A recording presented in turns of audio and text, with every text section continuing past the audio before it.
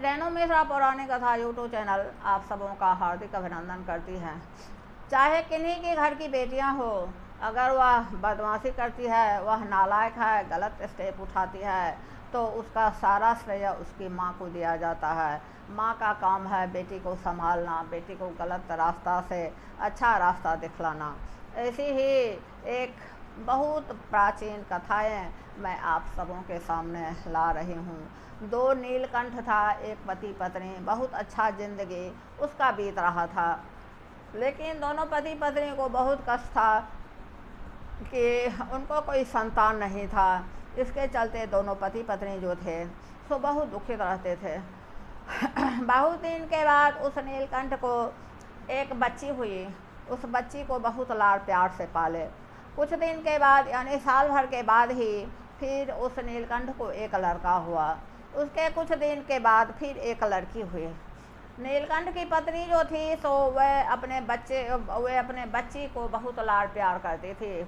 और नीलकंठ जो पति था वह हर हमेशा कहता था कि इस बच्ची को उतना प्रश्रय तुम नहीं दो या भाग जाएगी, दूसरे का कुल भी नाश हो जाएगा और मेरा तो कुल वंश नाश होगा ही और उसका भी ज़िंदगी नारकीय हो जाएगा।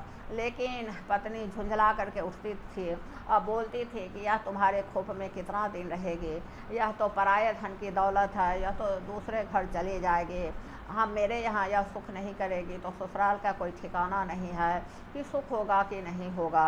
इसके चलते उसकी जो बेटी थी वह बहुत ही बहक गई थी। बेटी जो होती है से बेटी से पिताजी को जस मिलता है, वैभव मिलता है, मान सम्मान सब कुछ मिलता है। और बेटी जब गलत हो जाती है तो पिताजी का जस मान सम्मान सब धूमिल हो जाता है, सब मिट्टी में मिल जाता है।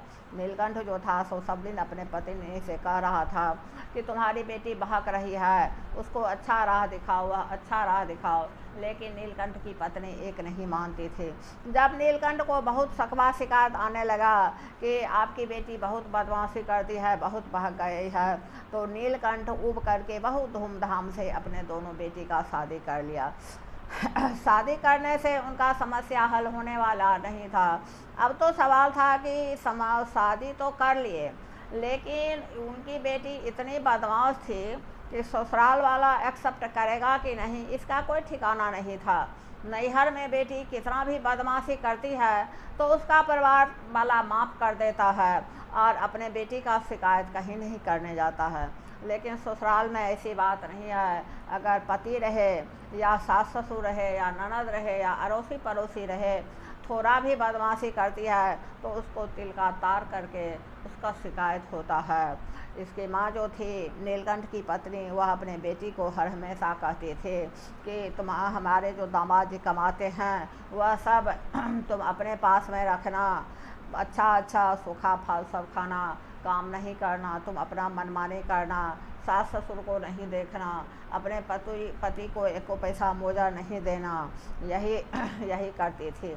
एक दिन वह दोनों लड़की की सास ससुर जो थी सो काफ़ी ऊब गई और अब इसके पिता को बोली कि समधी जी आप अपने बेटी को ले जाइए, हमको यह बर्दाश्त नहीं होगा। उनका जितना शकवा शिकायत था उतना शकवा शिकायत उनके समधी जी गए। बेटी के पिता जो नीलकंठ थे वे गए अपने बेटी को लाने के लिए। उनके दामाद तक उनको नहीं पूछे, कारण कि बेटी उनकी बहुत बदमाशी करते थे और सास ससुर का तो कुछ कहना ही नहीं। वह अपने बेटी को ले आए और अपने पत्नी को बोले कि लो अपना, जिसको तुम इतना बिगाड़ करके रखी हो उसको लो अपना। बस नीलकंठ की पत्नी जो थी अपने बेटी को बदमाशी का कोई नहीं अति करती थी, सब अब जो था सो अपने समधीन पर, अपने दामाद पर लाती थी और जा कर के अपने पति से कहती थी कि ये दोनों बच्ची के लिए अच्छा परिवार ढूंढ लाइए। उस पर पति जो थे नीलकंठ वो बोलते थे कि अगर तुम हमको बोलेगी लड़का ढूंढने के लिए तो मैं तुमको भी मार दूंगा और तुम्हारे दोनों बेटी को भी मार दूंगा, और नहीं तो मेरे खोप से निकलो। ऐसे ही बदमाशी करके स्वतंत्र विचरण नीलकंठ की दोनों बेटी करती थी। बस क्या हुआ, दोनों लड़की को दूसरे जाति से, नीच जाति से लव हो गया और वह जो जिससे लव किया वह इसको बहुत प्रलोभन दिया और जब ले गया तब इसको बहुत प्रताड़ित करता था।